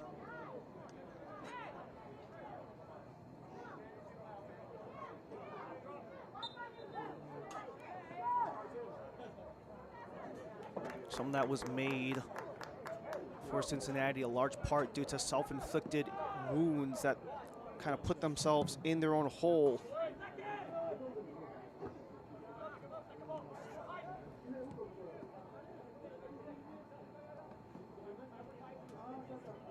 Elliott operates on Ucumana. Elliott with Adams in front, but he missed anyways. Doesn't matter, Adams missed, Elliott was out of bounds. But this is a nice attempt by Elliott. Had this one connected to Adams, it was wide, but it was a high danger try, especially from inside the 6-yard box. And this allows new opportunities for new guys to enter into the match for Ty Marshall, unloading his 5th substitution of the match, numbers 4 and 5 of the game, with Carson Locker and Yair Ramos, with Dylan Hurtado, who had the beautiful setup on the Davila header, and then Peter Mangione, one of the team's leading setup men.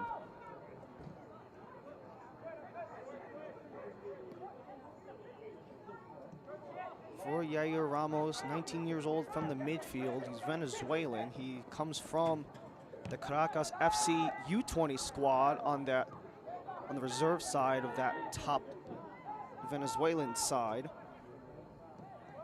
And then Carson Locker, a part of the academy after spending time with St. Louis City 2 in the last 3 years.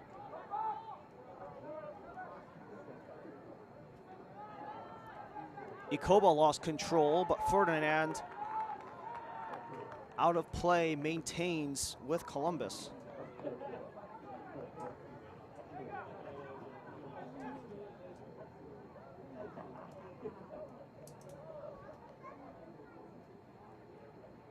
Carson Locker's been one of those guys that Ty Marshall has been really excited to see play over the last several weeks, especially since making his arrival to Cincinnati over the offseason. Because of the overall logjam in the midfield, however many guys they've had to give minutes to has reduced others, and Locker has been very involved in the academy season. They're about 5 games through the start of the academy season, where Locker's been a consistent presence on the academy team. But for Ty Marshall and FC Cincinnati, they have quite a gap to make up. They cannot score 1, they must score 2. Deep try, Locker, Rogers in front. Played back towards Mbomedem. Kenji and Mbomedem double teamed. Takes a deflection back towards him. He chips it, back post, but Aji was not there in time, so Lopkis will take the goal kick.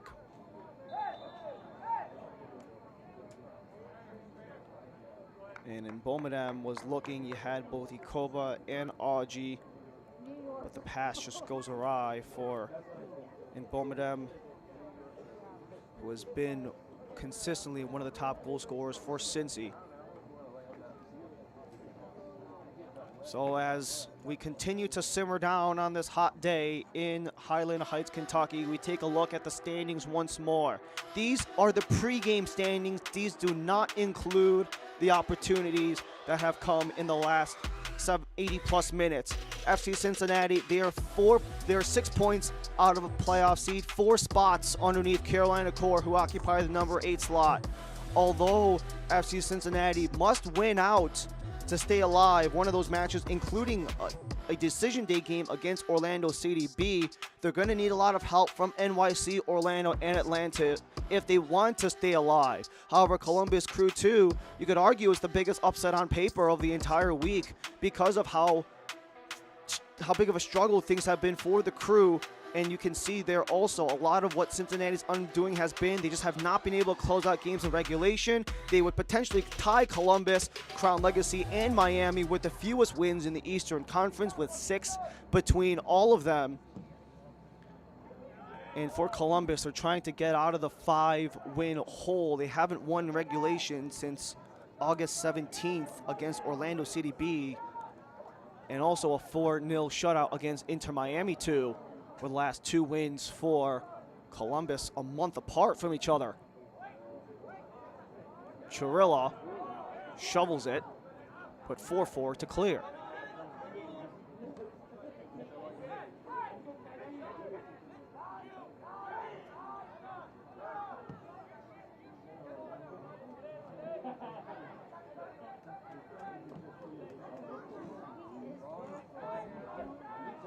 Bombley on the recovery. Adams has help from Rincon. Adams is open. Rincon returns. As you see the double team creep up towards Nico Rincon. 19-year-old midfielder, 9 total goal contributions on the year, but is unable to keep it in play that time.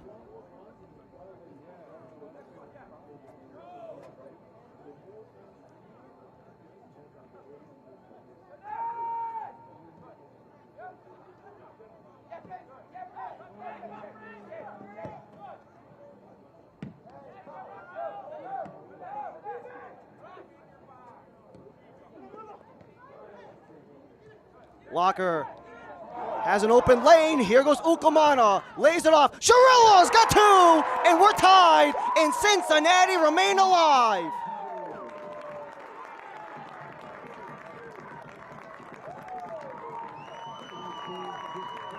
Stefan Chirilla, he's got another one. That's 4 goal contributions in the last 3, and Cincy's hopes remain alive. A brace for Stefan Chirilla. and this could end up as an absolute thriller. 3 minutes left to go in regulation. Cincinnati need the win or else they are eliminated. Penalties will eliminate Cincy, as does a Columbus win. But a potential comeback as they have tied this game 3-all since going down 3-2 just a little over 20 minutes ago. Cincinnati can only stay alive with a regulation win. A penalty win, they are still eliminated. They must win out their final 3 games to potentially have a chance at the postseason if they also get the help they need from everyone else in the league. RG down the line for Locker, sprints past Rogers. Rogers pokes it out, so it will stay with Cincy.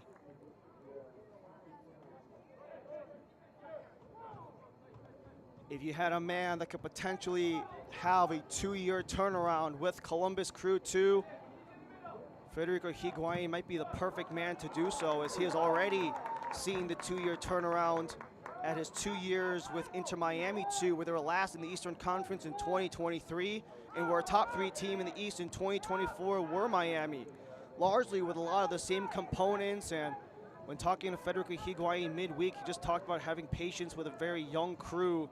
A lot of those Miami guys developed into much better players in that 2024 season, and he expects potentially something similar with Columbus. But they'll have to look out as Augie making a couple moves on 4-4. Loosens up, Ukumana up the middle. He tries to find a man in front, but Ikoba was not free. Augie with the touch as it rolls out of play for a goal kick towards Crew 2. Chirilla from Ukumana and Jimenez is the official ruling on that 3rd goal for Cincinnati. 3 goals and an assist across the last 3 for Chirilla. We will have an extra 5 minutes to go.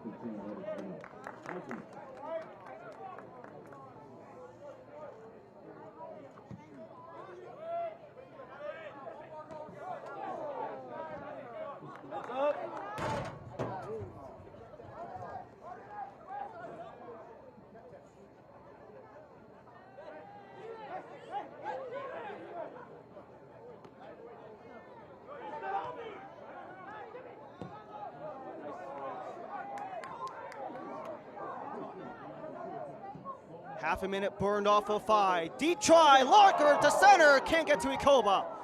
Second try attempted by Chirilla. Cincy hang on. Racing back is Ramos. Back to the center stripe goes Chirilla. 1 minute burned off of 5. Cincinnati must win to stay alive. If they tie, they're eliminated. Ben Augie operates on Alloué. Jimenez helps out. Centers, header, too high. Ikoba, first one to possess.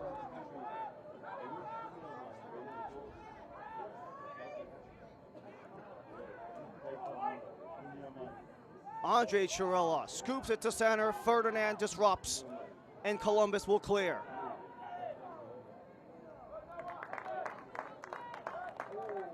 Adnan forced to poke it out of play as he had an opportunity, but there was a disruption right before Columbus could break free. That is Bombley, and the yellow card to come afterward. They say it's going to be a yellow card to Ramos, but that looks like Bombley lost his footing because the throw was just too quick and Bombley couldn't react. That's what it seems like, at least from that replay, but this only favors Columbus.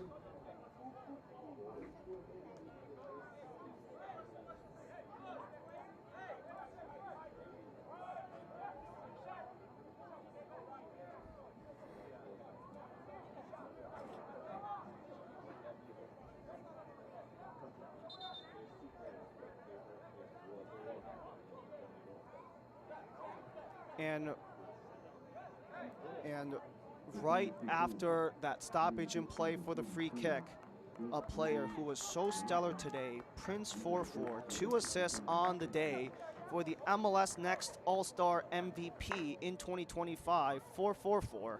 His first 2 goal contributions on the year. were 2 assists, both to Quinton Elliott. He will come out in the 90+3. And you have Brent Ardugianfi helping out.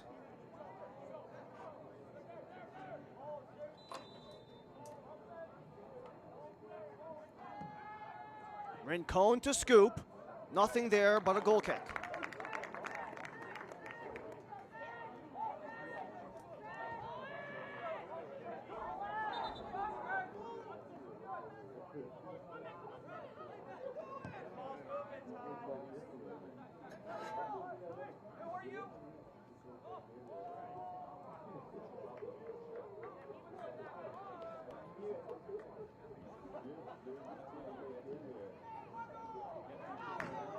Aaron pass from Yair Ramos.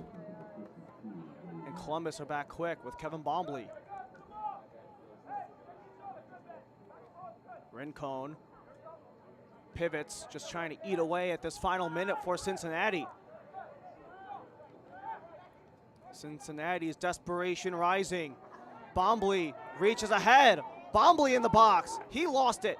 Chases back with Holloway. Comes up top, Ardugianfi. Just subbed in about a minute ago. Holloway leaves it on the twirl. Wide angle try, held on by Hall. Gotta go quick. 45 seconds and change remaining. Nice juggle, and Bombadam loosens up. Potential rush for Cincinnati. Final gasp. Ikoba, wide angle save by Lopkis. Corner for Cincinnati.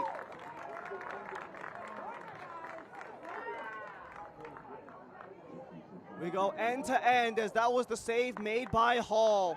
And then quickly on the other end, Ikoba goes wide angle on Lopkis. It's only the 4th corner of the match for Cincy, their 2nd of the half. Stefan Chirilla, likely the final gasp for Cincy.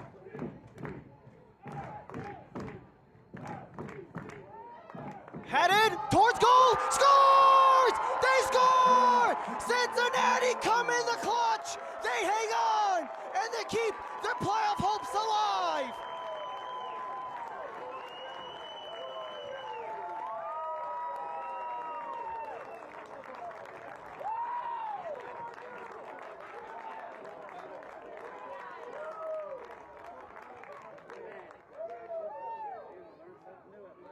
Stefan Chirilla serving up the corner. Took a clip on the way to goal that looks like Noah Adnan got the ricochet, and Cincy come up in the clutch. 90+5 with 5 extra minutes. Just barely rolls in bottom corner.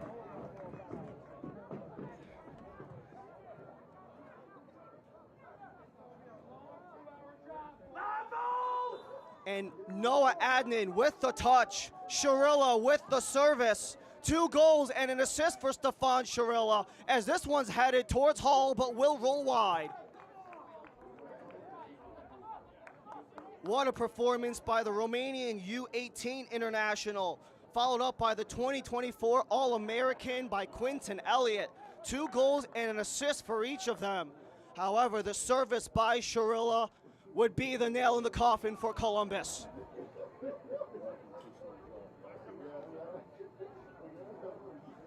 Noah Adnan with his first goal in MLS Next Pro since being a 2023 second team Pac-12 with Stanford.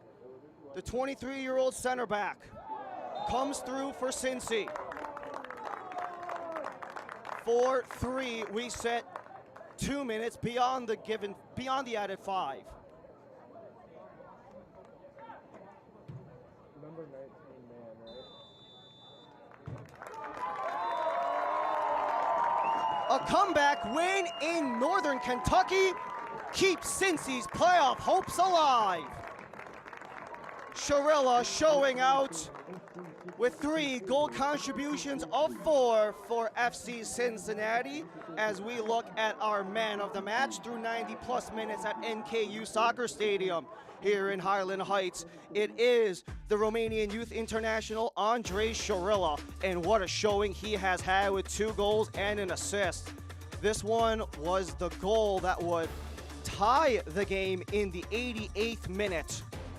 and it kept the hopes alive. And the final service on the final goal, Noah Adnan with the header, the setup from Stefan Sharilla, and Cincinnati, by the thinnest of margins, they are still in the hunt, and they are tied with NYC and Orlando CDB in the 9-10-11, 3 points behind the 7-8 of Toronto and Carolina Core. What an exhilarating one here on this Thursday night matchup in MLS Next Pro. Don't forget to watch MLS Next Pro all season long on MLS Season Pass on Apple TV and MLSNextPro.com.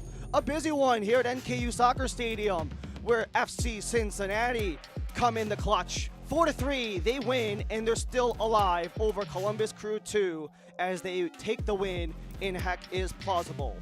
For our entire MLS Next Pro broadcast crew from NKU, my name is Ryan Lee. Thanks for joining us. Have a great rest of your night. This copyrighted broadcast of Major League Soccer may not be retransmitted, reproduced, or rebroadcast without the express written consent of Major League Soccer.